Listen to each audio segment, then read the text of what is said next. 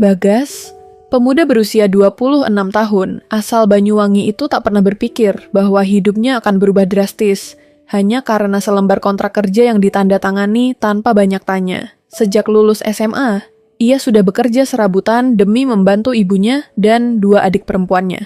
Ayahnya meninggal karena kecelakaan kapal nelayan 3 tahun silam, meninggalkan keluarga itu dalam lilitan utang dan keputusasaan. Saat tawaran kerja sebagai TKI ke Taiwan datang dari seorang calo, Bagas menatap langit sore dari teras rumah reotnya, lalu menatap ibunya yang sedang mencuci pakaian. "Bu, kalau aku ke Taiwan, bisa lunas semua utang, bahkan bisa renovasi rumah." Ibunya menatapnya lama. Ada air mata di sudut mata wanita paruh baya itu. "Kamu tega tinggalin ibu?" Bagas menggenggam tangan ibunya. "Ibu harus percaya, ini hanya 2 tahun. Aku janji." 2 minggu kemudian, Bagas mendarat di Taipei dengan tas ransel lusuh dan sepucuk surat kontrak kerja. Tapi bukan di pabrik, bukan di restoran. Agen lokal membawanya ke rumah mewah di daerah pegunungan di luar Taipei, dikelilingi taman luas dan penjaga pribadi. Di sanalah ia pertama kali bertemu dengan wanita yang akan mengubah hidupnya, Madam Lian Hua. Lian Hua adalah janda berusia 45 tahun. Kecelakaan mobil 7 bulan lalu membuatnya lumpuh dari pinggang ke bawah. Mantan suaminya, seorang taipan properti, meninggal dalam kecelakaan yang sama. Tak punya anak, dan keluarganya memutus hubungan karena warisan. Lian Hua tinggal sendirian di rumah besar itu, hanya ditemani perawat lansia dan sopir pribadi. "Dia akan menggantikan perawatmu, madam," kata seorang pria tua berjas rapi, yang Bagas tahu bernama Tuan Chen, pengacara keluarga. Lian Hua hanya melirik Bagas sekilas. "Kamu bisa diam?" Bagas mengangguk cepat. "Saya hanya ingin bekerja, madam. Kalau kamu bertahan sampai setahun penuh, kamu akan dapat 100 juta rupiah, tapi kamu harus tinggal di sini. Tanpa keluar, tanpa banyak bertanya. Kamu hanya pekerja, bukan teman. Paham?" Bagas menelan ludah. Tawaran itu seperti menjual jiwa, tapi ia hanya melihat wajah ibunya. Ia mengangguk. "Baik, saya terima." Hari-hari pertama, Bagas terasa seperti masuk penjara mewah. Rumah itu besar, sunyi, dan nyaris tanpa suara manusia. Lian Hua hanya bicara seperlunya. Ia duduk di kursi roda elektrik sepanjang hari, membaca buku, memandangi taman, atau berdiam diri di ruangan kerjanya yang penuh lukisan tua. Bagas bertugas membantunya mandi, makan, berpindah dari tempat tidur ke kursi roda, membersihkan tubuhnya, bahkan kadang menyuapi jika tangannya terasa lemas. Tapi tak sekalipun, Lian Hua menunjukkan kelembutan. "Aku bukan lemah," katanya satu malam saat Bagas menawarkan bantuan. "Aku hanya muak dengan semua orang yang berpura-pura peduli." Bagas tak menjawab. Ia hanya membersihkan lantai tempat roda kursi. Lian Hua melintasi lumpur taman. Hari berganti minggu. Diam-diam, Bagas mulai memahami kebiasaan Lian Hua. Ia suka kopi pahit, tidak suka cahaya lampu terlalu terang, benci suara televisi, dan hanya makan malam setelah jam 8. Tapi ada satu hal yang membuat Bagas mulai bertanya-tanya. Setiap malam, tepat pukul 2 pagi, Lian Hua menangis di kamar. Tidak kencang, tapi cukup membuat siapapun yang mendengar merasa perih di dada. Suatu hari, saat Lian Hua tertidur di kursi taman, Bagas mencoba membersihkan rak buku di ruang kerjanya. Tangannya menyentuh sebuah buku, lusuh tanpa judul. Saat ia menariknya, sebuah amplop jatuh dari sela halaman. Di dalamnya ada sepucuk surat, ditulis dengan tangan bergetar. "Jika aku meninggal sebelum orang itu membayar, tolong sampaikan kepada dunia bahwa itu bukanlah suatu kebetulan. Aku punya catatan di laci bawah meja kerja. Mereka ingin aku hilang karena aku tahu rahasia saham ayah." Langkah kaki terdengar dari belakang. Bagas buru-buru mengembalikan surat dan buku ke tempat semula. Tapi malam itu ia tak bisa tidur. Ada sesuatu yang tidak beres di rumah itu. Dan ia mulai curiga. Apakah benar hanya perawat biasa? Atau tanpa sadar, ia telah dijadikan alat untuk sesuatu yang lebih gelap? Sudah 2 bulan Bagas bekerja di rumah itu. Lambat laun, ia mulai mengenali sisi lain dari Madam Lianhua yang tidak banyak diketahui orang. Seorang wanita yang dulunya kuat, anggun, dan penuh prinsip, kini rapuh dan ketakutan, seolah dikelilingi musuh yang tak terlihat. Suatu malam, saat Lianhua tertidur di kursinya, Bagas mendapati tangan kirinya memegang benda kecil yang tampak seperti liontin. Saat ia membuka perlahan, di dalamnya ada foto Lianhua bersama seorang pria muda, jauh lebih muda dari suaminya yang meninggal. Wajahnya tampak akrab, tapi Bagas belum tahu dari mana. Beberapa hari kemudian, saat membersihkan gudang belakang rumah, Bagas menemukan satu ruangan terkunci. Penasaran, ia bertanya ke sopir rumah tangga, "Pak Yu?" "Ruangan itu bekas studio lukis," jawab Pak Yu pelan. "Madam dulu suka melukis sebelum kecelakaan itu." Bagas mengangguk, tapi ia menangkap satu hal dalam nada bicara Pak Yu. Takut. Sore itu hujan turun deras. Listrik sempat padam beberapa menit, dan Bagas segera ke kamar Madam untuk memastikan semuanya baik-baik saja. Saat ia masuk, Lianhua terduduk kaku di kursi rodanya, wajahnya pucat. "Lampu, aku takut gelap." Bagas refleks memeluk bahunya dari belakang, berusaha menenangkan. "Tenang, saya di sini. Listrik akan segera nyala." Dan entah mengapa, dalam jarak yang sangat dekat, Lianhua memutar kepalanya. Bibir mereka bersentuhan. Bukan ciuman dalam arti penuh hasrat, tapi cukup membuat keduanya terdiam kaku. Beberapa detik yang terasa seperti selamanya. Lianhua menarik diri lebih dulu. Wajahnya berubah merah, lalu dingin. "Keluar dari kamar saya." Bagas tak bisa berkata apa-apa. Ia keluar, menatap hujan dari balik kaca. Sejak malam itu, suasana rumah berubah. Lianhua jadi semakin pendiam, tapi tatapannya kepada Bagas berbeda. Ada luka, ada ketertarikan, ada penyangkalan. 2 hari kemudian, saat Madam diminta menemui Tuan Chen di kota untuk cek kesehatan, Bagas memberanikan diri membuka laci bawah meja kerja, seperti tertulis dalam surat tempo hari. Di dalamnya ada beberapa dokumen. Di antaranya, fotokopi akta saham perusahaan milik almarhum suaminya. Bukti transfer ke rekening seorang pria bernama Han Jie. Surat pengunduran diri dari salah satu direksi perusahaan, ditulis 2 minggu sebelum kecelakaan. Semakin ia membaca, semakin jelas kecelakaan itu mungkin bukan kecelakaan. Dan Han Jie adalah pria muda dalam liontin, bukan suami, bukan saudara, tapi seseorang yang punya hubungan personal dengan Madam. Kenapa dia sembunyikan semua ini? Gumam Bagas. Tapi sebelum ia bisa berpikir lebih jauh, terdengar suara langkah kaki di belakang. Ia buru-buru menutup laci dan berbalik. "Sedang apa kamu?" Suara Lianhua terdengar dingin, matanya tajam. Bagas menelan ludah. "Saya hanya membersihkan meja." Madam menatapnya lama. "Kau mulai seperti mereka, ingin tahu terlalu banyak." Beberapa malam setelah ketegangan itu, Lianhua tiba-tiba mengundang Bagas makan malam bersamanya. Ini pertama kalinya sejak ia datang. Meja makan dihias sederhana. Ada musik klasik pelan di latar, dan sebotol anggur merah dibuka. "Anggap saja ini malam pengakuan," ucap Lianhua sambil menuang anggur ke gelasnya. "Aku tahu, kau sudah baca sesuatu dari mejaku." Bagas diam, tak bisa mengelak. "Han Jie," lanjut Lianhua, "mantan kekasihku. Aku ingin menikahinya setelah suamiku meninggal. Tapi dia mengkhianatiku. Dia dan direksi lain.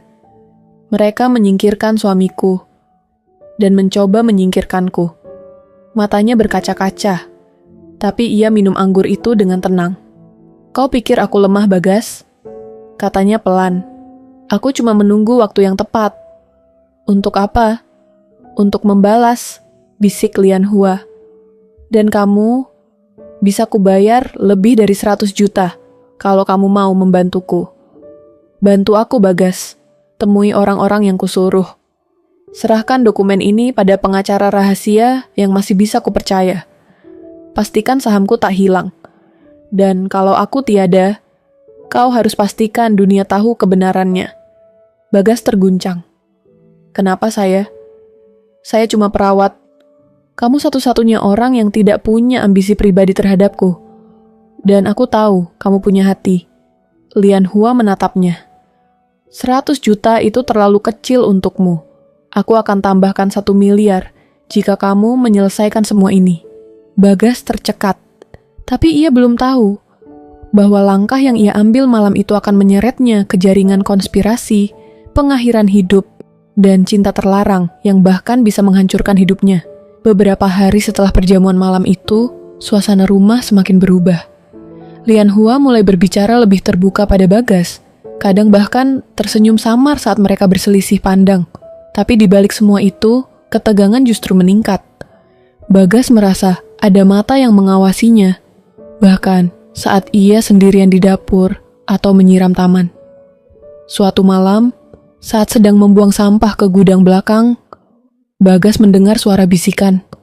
Ia mengendap ke arah suara dan menemukan pintu studio lukis yang biasanya terkunci, terbuka. Dengan jantung berdebar, Bagas melangkah masuk. Ruangan itu gelap, dipenuhi debu dan lukisan-lukisan tua. Tapi di pojok ruangan, ia melihat senter kecil menyala dan seorang pria bertopi membongkar kotak-kotak tua. Bagas terpaku. Tapi pria itu menyadari kehadirannya dan kabur lewat jendela kecil. Bagas mengejarnya ke taman, tapi pria itu lenyap dalam kegelapan. Keesokan paginya, ia menceritakan itu ke Madam Lian Hua. Sudah kuduga, gumamnya. Mereka mencariku lagi. Siapa mereka? Tanya Bagas. Lian Hua menggenggam tangannya. Orang-orang yang sama yang menghabisi suamiku dan ingin aku menyusulnya. Semenjak kejadian itu, Lian Hua mulai menunjukkan sisi dirinya yang sangat berbeda. Ia mulai bercerita tentang masa lalunya. Bagaimana ia dijodohkan saat usia 23 tahun dengan pria 20 tahun lebih tua darinya demi menyelamatkan bisnis keluarga. Pernikahanku, tak pernah ada cinta, katanya lirih suatu malam di balkon. Tapi aku bertahan, sampai akhirnya aku bertemu Han Jie. Dia memberi harapan, lalu mencuri semuanya. Bagas tak bisa menjawab. Ia hanya duduk di samping Lian Hua, menikmati angin malam dan keheningan yang anehnya terasa hangat. Kadang, Lian Hua memegang tangan Bagas lebih lama dari seharusnya. Kadang, ia memanggilnya hanya untuk ditemani minum teh. Dan suatu malam, saat listrik padam lagi, ia memeluk Bagas erat dan menangis di dadanya. Aku takut Bagas, kau akan tinggalkan aku juga, bisiknya. Bagas memeluknya balik. Saya akan di sini, sampai semuanya selesai. Sesuai instruksi Lian Hua, Bagas pergi ke Taipei diam-diam, membawa salinan dokumen saham dan bukti kejahatan ke pengacara bernama Liu Ming. Tapi perjalanan itu tak berjalan mulus. Di stasiun MRT, dua pria membuntutinya. Bagas menyadari saat masuk ke toilet umum. Salah satu dari mereka mencoba merampas tasnya, tapi Bagas melawan dan berhasil kabur lewat pintu belakang stasiun. Ia kembali ke rumah dengan luka lebam di pipi, membuat Lian Hua panik. Kau tak boleh keluar lagi. Aku salah mengirimmu. Tapi mereka serius. Mereka ingin semua ini hilang. Lian Hua menunduk.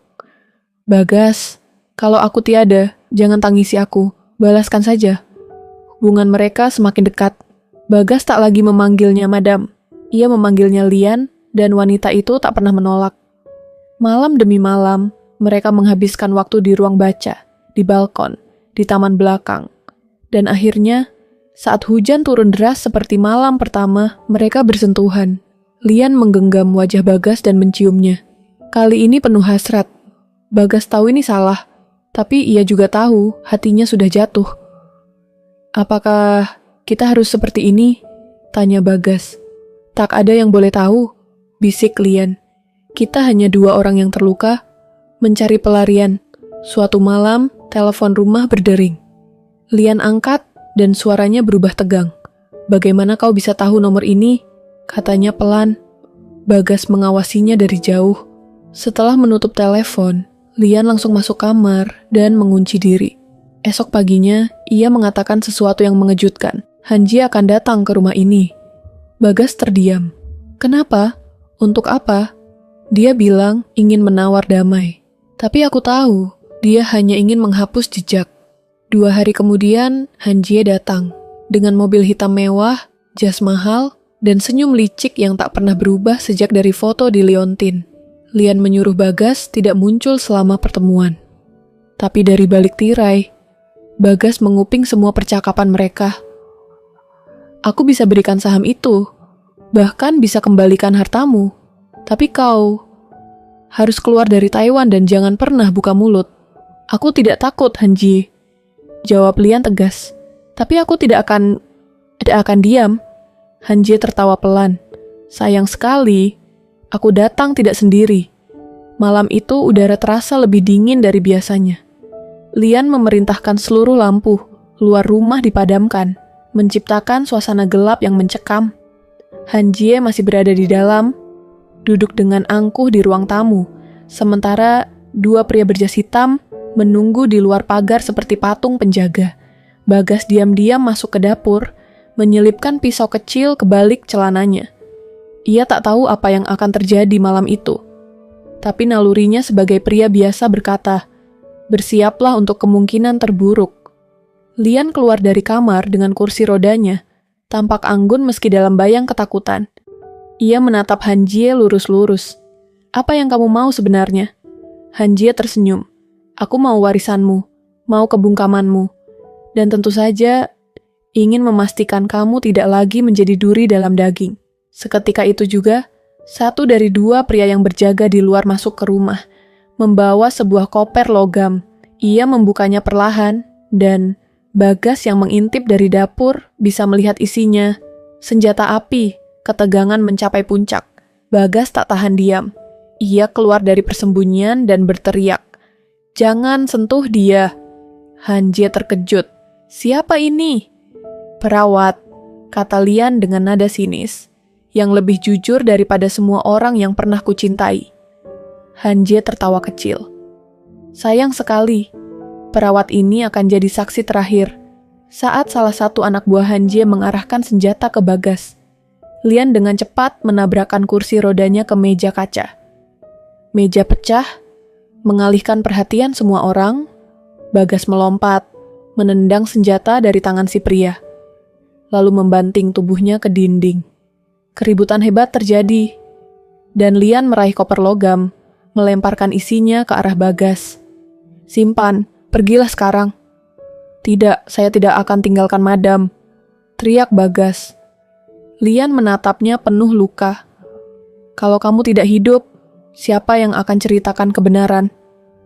Dengan berat hati, Bagas kabur lewat pintu belakang, membawa koper dan dokumen. Ia tahu malam itu akan mengubah segalanya. Bagas melarikan diri ke kota terdekat, naik bus malam sambil menyembunyikan koper di bawah jaket. Di stasiun, ia disambut oleh seseorang. Liu Ming, pengacara yang dulu membantu mereka.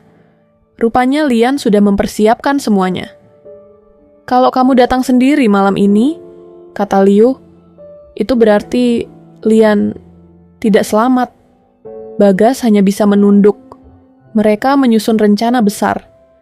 Membocorkan semua dokumen korupsi Han Jie ke media, memviralkan kisah Lian Hua, dan menghubungi mantan-mantan pekerja perusahaan yang juga menjadi korban. Semua dimulai dari satu langkah kecil, membuka kembali kasus kecelakaan yang selama ini dianggap tak sengaja.